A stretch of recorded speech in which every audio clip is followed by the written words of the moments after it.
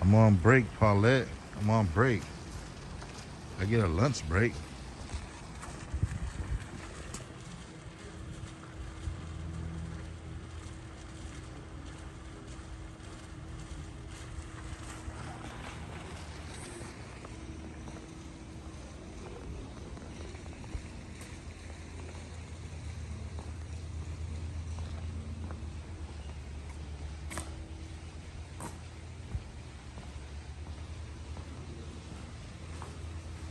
I don't know where the hell I'm going. I'm just walking, so we'll figure it out.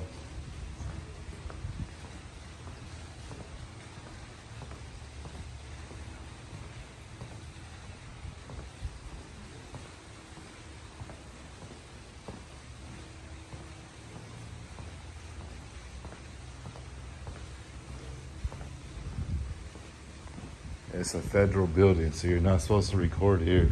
So they're probably gonna throw me out sooner or later.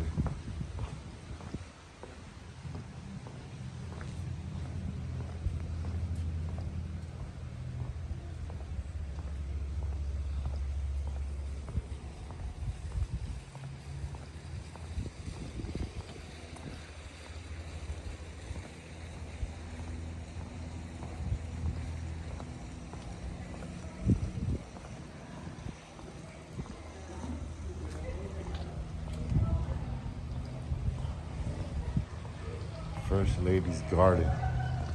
This is the First Lady's Garden.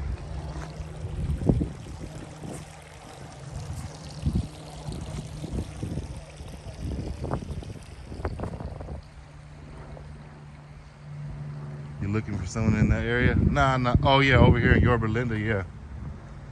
And then I was just live a little while ago, and one of the viewers told me about this. Like, this is where he was buried and born and all that stuff. So I said, you know what, I'll go to it. I'll go stream it. As soon as I walked in, I asked, can you record? And they was like, no. So here I go.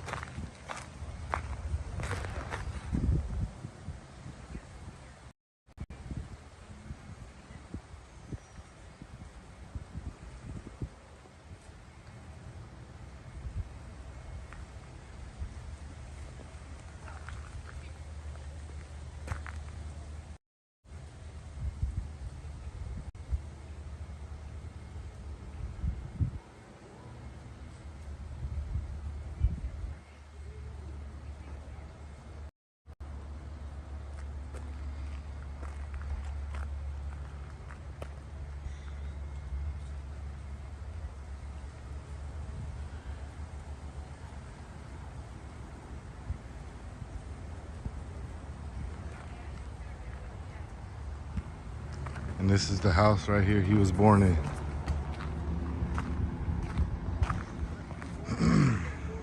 That's the house he was born in right here.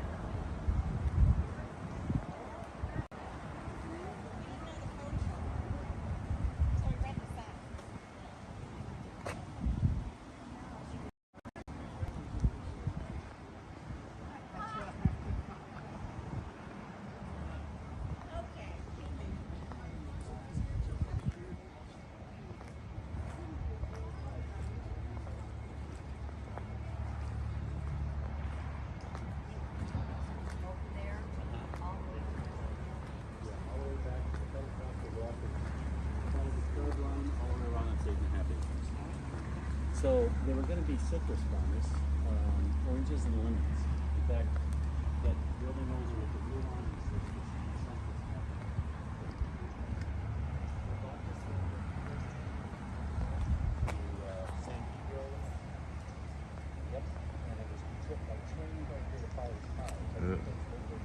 Let me see. We got a plaque right here. I'll zoom in on the plaque. So you want to join us? Oh, no, I'm just taking pictures. Okay. And so Shipped up there, he and some neighbors put it together. This is where it's been built, it's never been moved. They planted this California pepper tree, so it's 111 years old as well. If you look outside the fence there, you see a white fence. That's a walking trail now, but back then it was the irrigation channels that they used to water their fields. It's hooked up to the Franklin River that flowed here and then south to the ocean. So they couldn't make ends meet.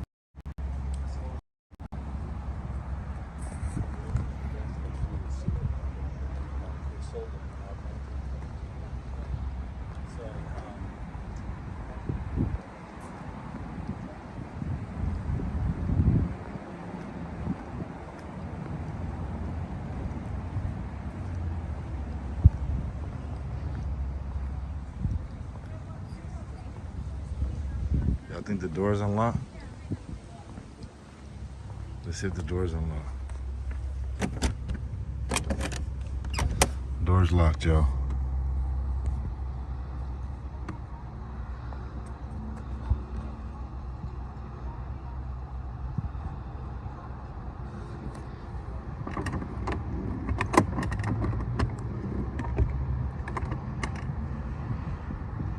Get arrested for breaking and entering, you know.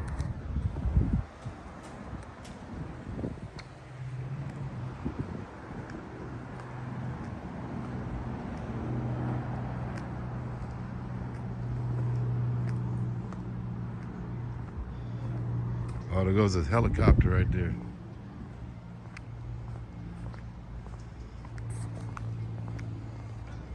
We'll get a shot of his helicopter.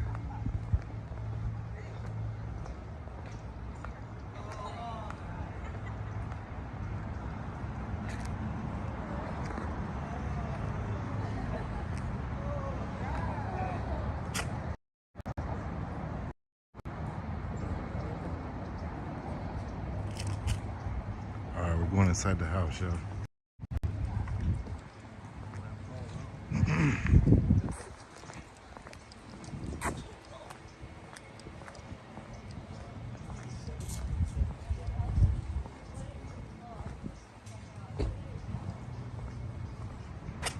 Oh, you gotta wait for the volunteer.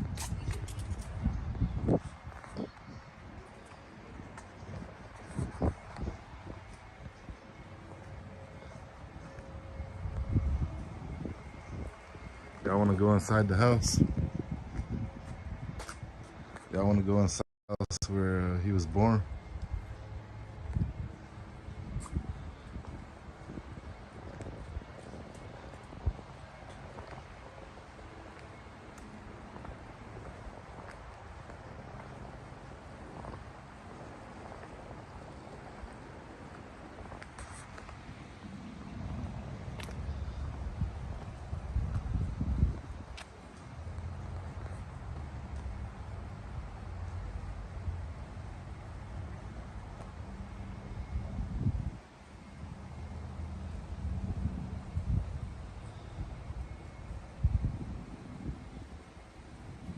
Would be nice to see. All right, we'll go inside. We gotta wait for the old dude to come back outside though. He took two ladies inside. He gotta roll with you inside there. They don't want people just walking around stealing shit. Y'all read that?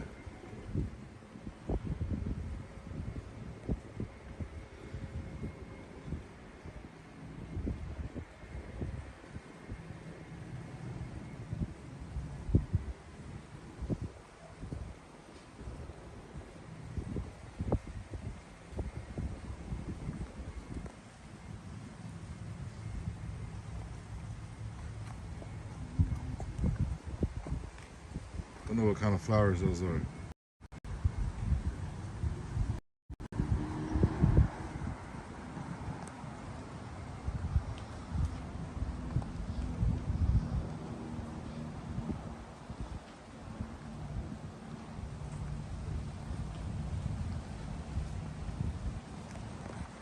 Man, he had a little ass house.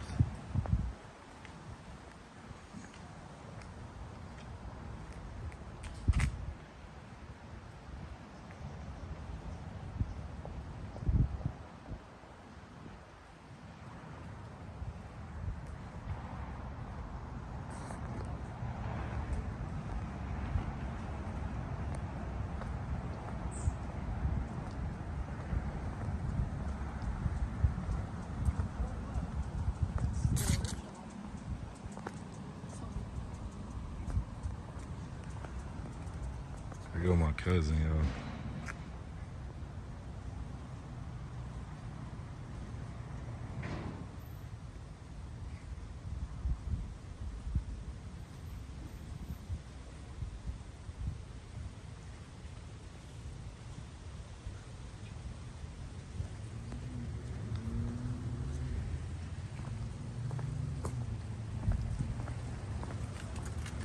Let's see. Oh, I think you can walk all the way up to the helicopter. It's pretty tight. Go to the helicopter first. Oh, we gotta wait for old dude to come out. He in there getting his Mac on with these two ladies. Everybody share it out. It's pretty tight. This is better than chasing crackheads in Bakersfield. Yep, you can walk all the way to the helicopter.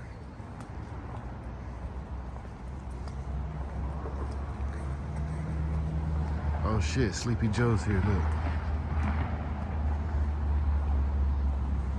Hello. How's it going? Good, how are you? All right. This is the original Marine One helicopter. It was built in 1963, or 62, excuse me, and put into service in 63. It was flown first for John Kennedy, and then Lyndon Johnson, Nixon, and Ford. You mind if I put you on camera? You can do anything you'd like. Okay. No problem. And it'll seat 12 people plus the crew of 3. And it's no computers back in those days. It's all by hand. And there's 2 seats plus a bunch of bench seats. And that's how they flew. But they didn't take long flights. They would usually go 30, 40 minutes. But it can fly up to 4 hours. If you look at the bottom of the helicopter, it was designed to float for up to 3 hours. Yeah. These helicopters were used by the Navy, and they flew them off craft carriers, search and rescue, that type of thing. And in case they ever had to go down in the ocean, hopefully they could be rescued. It was built by Sikorsky in Connecticut. That's where it was built. President Nixon used it more than any of them. He would have them take the rotors off and things, and let me show you over here. They would pack it up in the back of a C-17 and then fly overseas, like to Egypt, places like that. Yeah. He would take it. You see how they wrapped it all up? Yep. Here's a picture of the first president who used helicopters, John Kennedy and his wife. Yep. Many heads of state flew in this. It would go 140 miles an hour, which is not very fast, but for a helicopter, it's okay. And it could fly up to 400 miles, but that never happened. Yep. That's pretty tight. Now you can't get into it because it's being refurbished. Oh, they're redoing it? Yeah, there's a book right there. You can look at what it looks like inside. Okay. Thank you. You're welcome. Look at these propellers. These damn things are long as hell.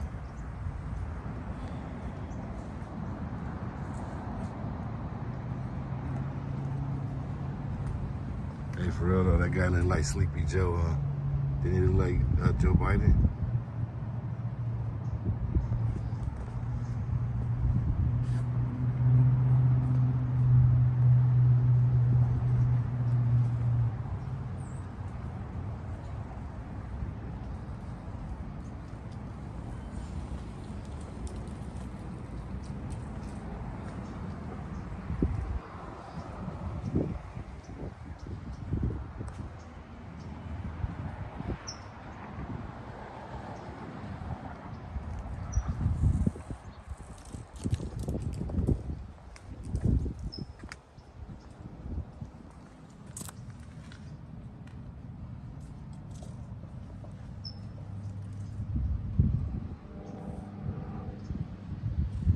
Yeah. Yeah, you can, Deborah. You just can't take pictures. They have a big sign right there that when it's refurbished, you can go inside, You just can't take any kind of pictures. I'll show you the sign right now. They got it right outside the door.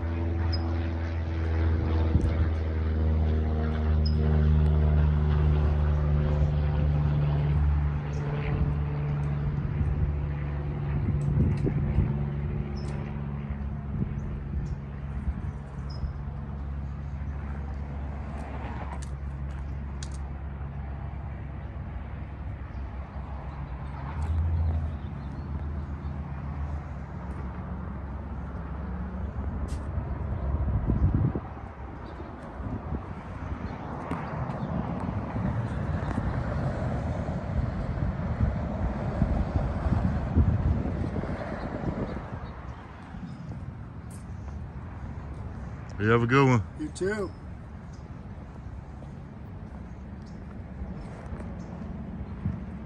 I'm telling you, that's Sleepy Joe. That's his twin brother.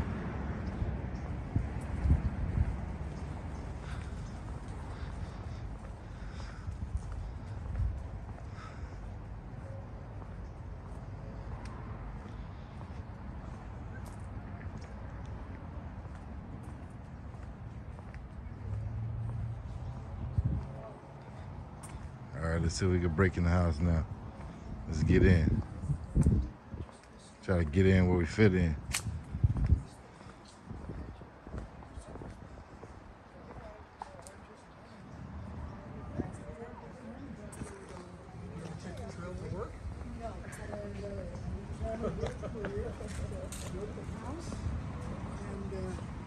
Pretty much by himself. Spent the next 9.5 years trying to make it financial flow for crops. Unfortunately, believe it or not, even though this is Orange County, the soil here at the other window is not that good for growing citrus. So after about 9.5 years, during the time Richard was actually growing it, they sold the house and moved back to the pasture.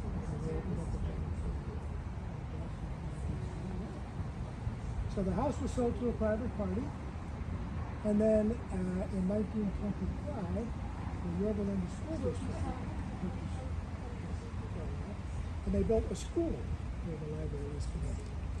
And that school prospered and stayed open until about 1980, 85, and then it became a daycare center. And the custodian of the daycare center got to live in the house. And then eventually, when this area was decided upon to be the presidential library, of course, the Nixon Foundation was just around, refurbished the house, took it up off its foundation, new roof, new windows, whatever was necessary, and set the house back down. People ask, well, is this the original location? And the answer is yes. Other than that renovation, it's never been moved. So as soon as this tour is over, we'll be able to go inside.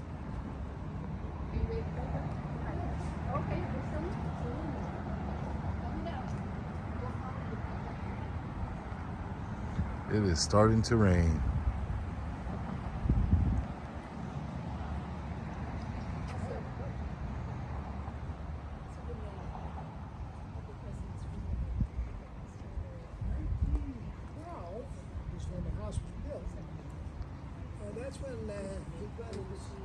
His house was built in 1912, and that's when he planted this tree.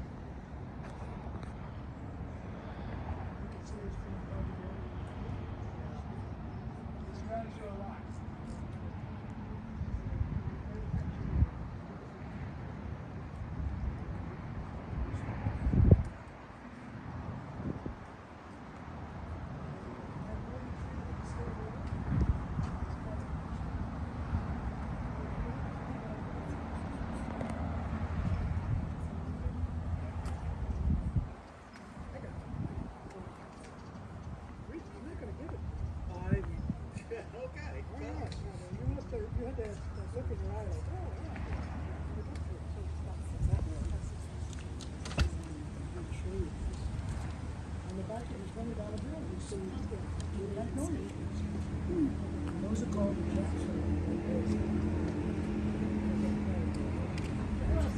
Good. Nixon's, when they were in office, took a clipping. I don't have Jackson had been in the White House, brought it to San Clemente, over here, right? planted it with flag. Oh, you And mean then onto here. when the library was being built, they took another clipping and brought it up over here. Long story short, so we like to call that the son of the Jackson Magnolia. It's amazing. I have my friends I better know Magnolia trees. City and Dick. And in the springtime when it's blooming, it's beautiful. Well done, Steve? Oh, yeah. Yeah, are you ready to go? Oh, yeah. Okay. So these folks have all got the outside steel, right? Thank you, sir. I will go first. All right. I should hum Here a few is, bar of my old Kentucky home or something. He's a professor at Harvard. Very good. When he's there, I said, boy, how accommodating they are. I know. Right. You going in? Yeah. All right. Like I said, if that fellow over there wants to come in. and Yeah, join he's us. going to join you. Thank you.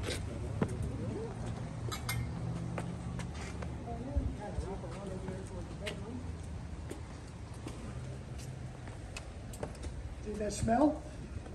1912. That's what 1912 smells like. Well, welcome to the birthplace of the 37th president. Richard Milhouse Nixon was born January 9, 1913, in that very bed. We do have the original bed frame. And if you notice the quilt on the bed, that's kind of interesting. It's called a Quaker friendship quilt. And Hannah Nixon, the president's mom, was a devout Quaker. And so it was traditional in the Quaker community for the ladies to make quilts that they would present to couples about to be married. So Hannah, the mom, was originally from Indiana. The blue throw on the foot of the bed, if you look down there at the lower left, you'll see the word 1837 and Ohio. So Frank was from Ohio, where he worked back there. Now, they did not know each other until they were met. The photographs on the bureau are of the paternal grandparents, the Nixons. On the wall above the bed. Richard Nixon, when he was in school, actually made the frames for those two items on there. So if I can attention out here to what is the dining area. This is where the family took their meals. And this is where it is said that Richard became very good at debating. Debating in the legal sense, whereas his father Frank was a stern disciplinarian and would require the boys to be pretty sharp. So he would question them about current events and political items and things like that. So the wooden high chair in the corner is interesting in that all 5 of the Nixon boys used that wooden high chair, even though Richard was the only one of the 5 boys that was born here in the house. And I'll tell you a little bit more about the brothers in a couple of minutes, but I wanted to show you a photograph up here of Frank and Hannah Nixon in their later years. Frank passed away in 1956, Hannah in 1967. So she outlived her husband by about 12 years. And of course we have the presidential daughter, Tricia and Julie. Over here, this little area is like what we like to call the original Nixon library. Because it actually has books. You know, probably the most often question people is, this is a library, right? Where are the books? So, I have to point that over here. I'm going to stick that over here. A couple of items of interest on the mantelpiece. A wedding photograph of Frank and Hannah when they were in 1908. The clock is a wedding gift. It works. Sometimes it doesn't. It depends on whether the staff actually winds it up. And a photograph of Hannah and her 5 sisters and 1 brother. So you can see she was quite tall. Now I mentioned that the house was made from a kit. The kit house did not include a fireplace. So Frank Nixon, who built this house pretty much by himself, was quite handy. So he built this fireplace. Neighbors saw what a good job he did, and they would hire him to build fireplaces and to do any other odd jobs that they could. Because, as I told you outside, the crops were not that productive. So both Frank, the dad, and Hannah, the mom, had to find ways to supplement the family income. So Frank would do it by odd jobs for others. Hannah actually took a job at the Yorba Linda packing plant. You can't see it from here, but if you can remember, when you leave the library, if you turn left on Yorba Linda Boulevard, go up towards Imperial, there's a very large building with blue awnings. That's the original citrus packing plant. So you can see Hannah didn't have very far to walk, you know, to do a shift at the library, or at the packing plant. How unusual was it for women to work in a thing? Tough for me to answer that question. But, you know, you did, I suppose, back in those days, what had to be done. And so, I think it probably was unusual. But, all of the furniture that you see in these rooms is original. And we can thank the widow of one of the Nixon brothers who had all of this furniture and put it into storage when Hannah, the mom, passed away. So when this site was selected to be the site of the Richard Nixon Library, all they had to do after they refurbished the house was to get the furniture and bring it back. Let me introduce you to the Nixon brothers. If you can all see that composite photograph. It is a composite where each of the boys was about 4 or 5 years old when the individual pictures were taken. So Frank Nixon, the dad, he liked to name his sons after English kings. And with one exception, that's what he did. So if we go from left to right, we have Harold. Harold was the oldest. Harold was 3 years old when he moved here from Whittier, California. Harold contracted tuberculosis when he was quite young, fought that disease his whole life, and eventually passed away at the age of 23 of TB. Richard Nixon, the future president, is the second boy. And of course, we know that he lived to the age of 81, passing away in 1994 of a stroke after having been out of the White House for about 20 years. The third boy in the middle was the only one not named after an English king, but he was named after his father, so that's Francis Donald, or Don, as he's known by the rest of the family. And it was his widow who had the sense and the gumption to put the furniture into storage. The fourth boy in the sailor suit is Arthur. Arthur died at the age of 7 of tubercular encephalitis, so he didn't have long. Incidentally, did you folks get to see the film when you first came in? Yes. So there was mention made that Mr. Nixon had lost both of his brothers during that time. So the first 4 boys that we just talked about all lived in the house. So mom and dad, and then 4 boys lived here too. So a total of 6 people in the Nixon family. And we'll talk about where the boys slept in just a second. But we don't want to forget the youngest boy. That's Edward Calvert. Edward never lived in a house because he wasn't born until 1930, after the family had returned to Whittier. So Edward just passed away about 3 or 4 years ago, and he was a constant visitor here. Would cause all kinds of double takes because he looks like his brother, and you saw him in the movie, if you can recall. So, Nixon, Richard, was quite musically inclined. He was taught to play the piano by his aunt and uncle on that piano. He could also play the clarinet, the violin, the saxophone, and the accordion. So the people that didn't think that Richard was going to be a politician or a lawyer thought that he might be something in the music business. In fact, in his memoirs, Richard Nixon said, had it not been for his opportunities to go to law school, he might have joined a local rock band if there was one available.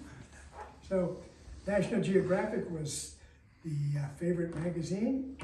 Remember, they didn't have computers or TV back in those days, so after dinner, the chores, probably play some music, do a lot of reading, things of that nature. Okay, we're going to move from this room, where there is a lot of room, into the kitchen, where there is not. So I will step back here, and by the way, if there are any questions before we move? Okay, so you want to go, and take a look at that huge family bathtub there as you pass. And I'll tell you the story about the bathtub. Oh, boy.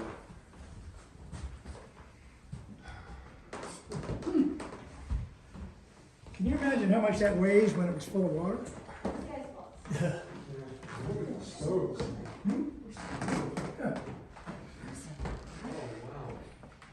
Thank you.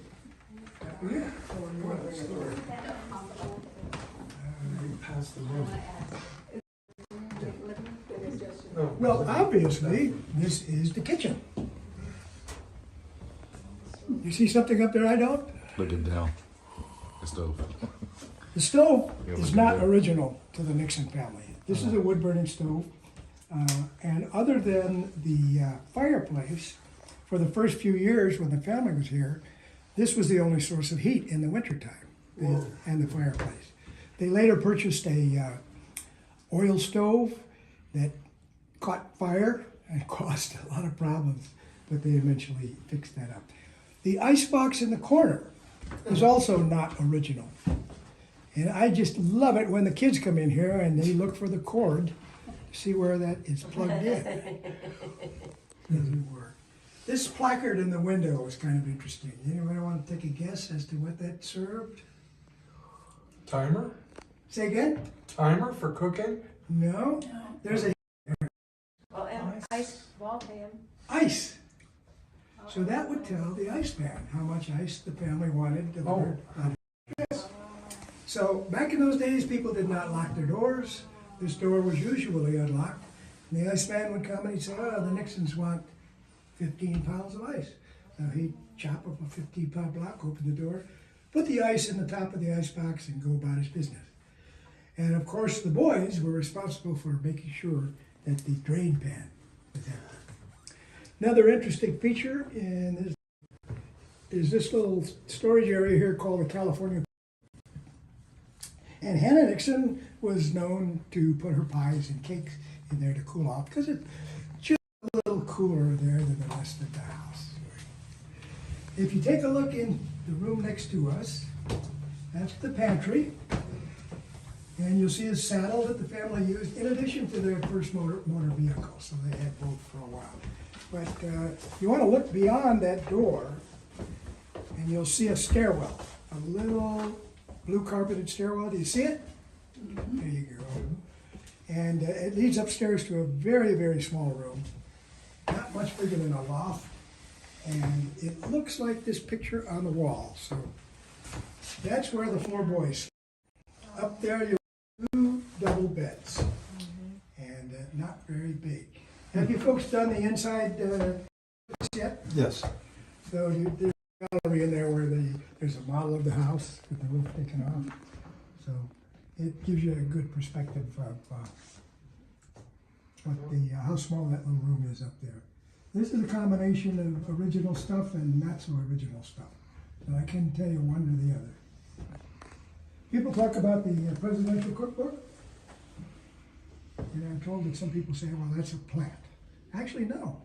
So Hannah actually used that when she did that. We have another one that's put in there periodically called the White House Cookbook. So I don't know if that was telling you anything. Sure. Okay, so once again, to wrap up, the family lived here from 1912 to 1922.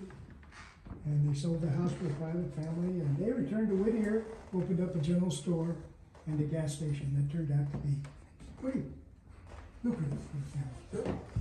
So we're going to ask you folks to exit from this door over here. Thank you Before very we much. do, are there any questions? Well, thanks for visiting. So This is that terrific. door, there you go. Thank I'm you sorry, very sir? much. Thank you. You're welcome. Yes, sir. Yeah, whatever you do, don't believe anything that this lady tells you.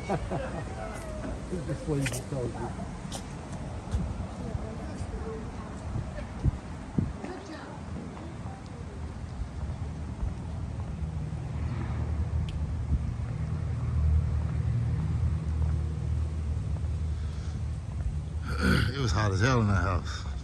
They didn't have no air conditioning, that's for sure.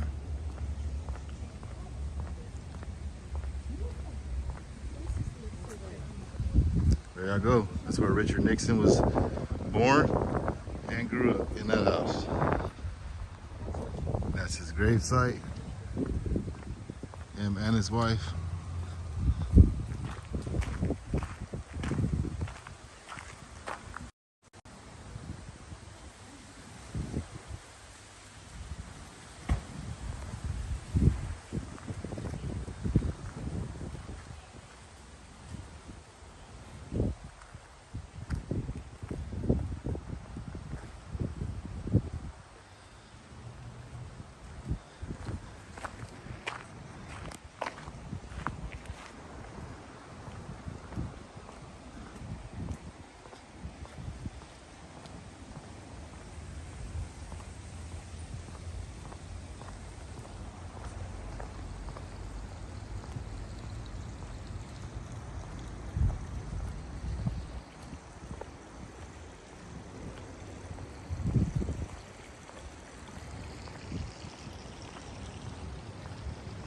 I didn't get the best footage, but got some footage.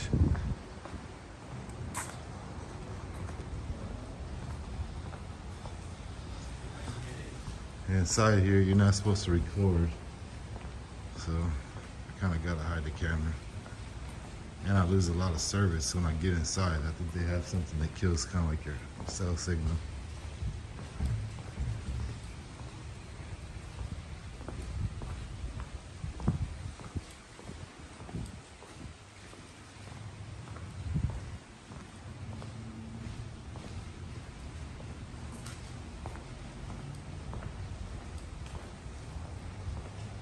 Get close to the door, I'm already dropping service.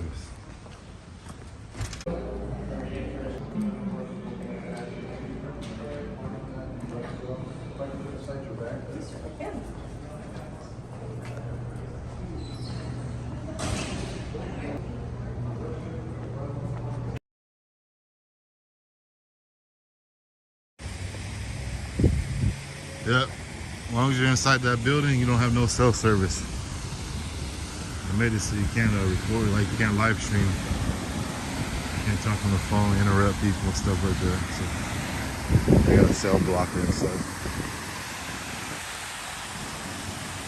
I thought it was pretty tight though.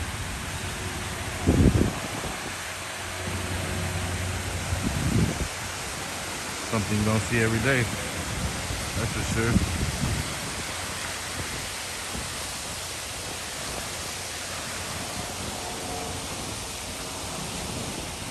Time to get back to work.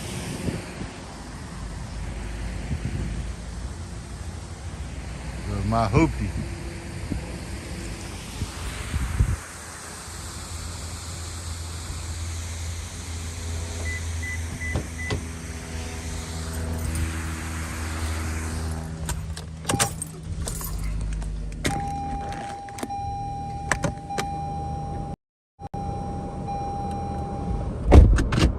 Yep, I thought that was pretty tight.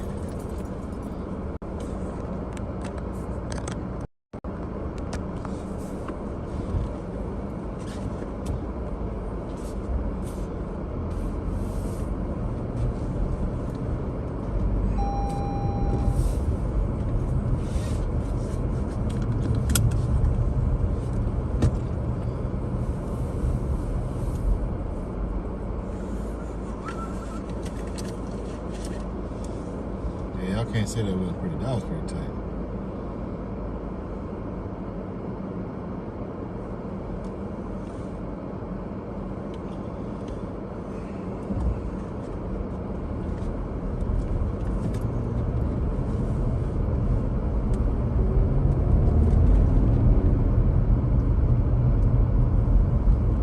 You're welcome, done.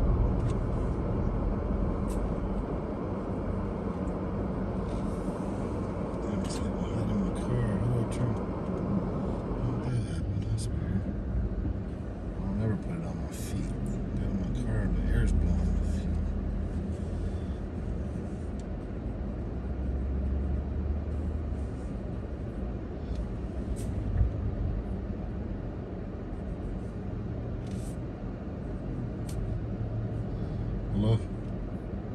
So what you doing? I just left the Richard Nixon Library, Museum, and Gravesite. Yeah. Well, that's pretty tight. Oh no, one of the viewers told me he was buried here, so I was like, I'm gonna check it out. But when I showed up, it was like a whole, it's like a whole museum, whole thing. Like you can seriously sit there for like hours if you go look at everything inside.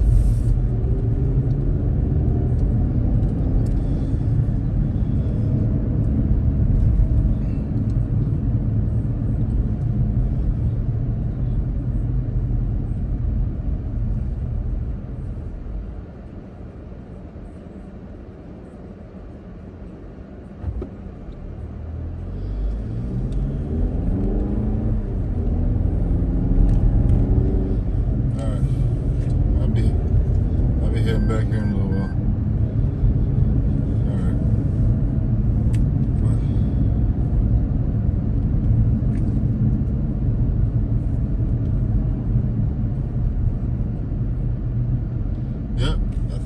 never went to that either if it wasn't for Deborah Lattimore. If it wasn't for her, I would have never even known he was buried here, known nothing. So that was pretty tight. Thank you, Deborah.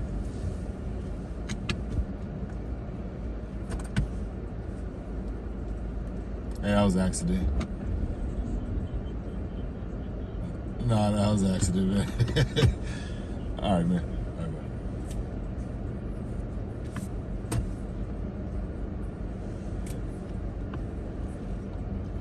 All right.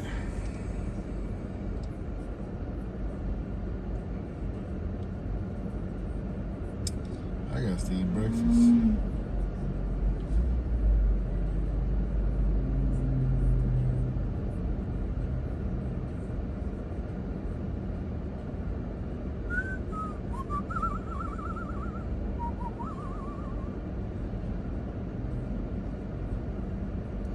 What the hell is that license plate? Noodle soup? His license plate on a nice ass Ford Raptor is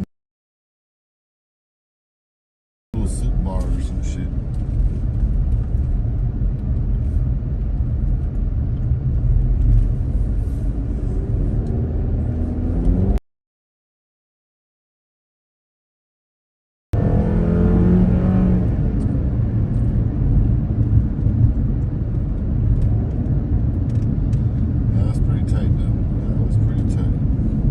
I ever thought y'all was gonna see the president's helicopter. That was pretty decent.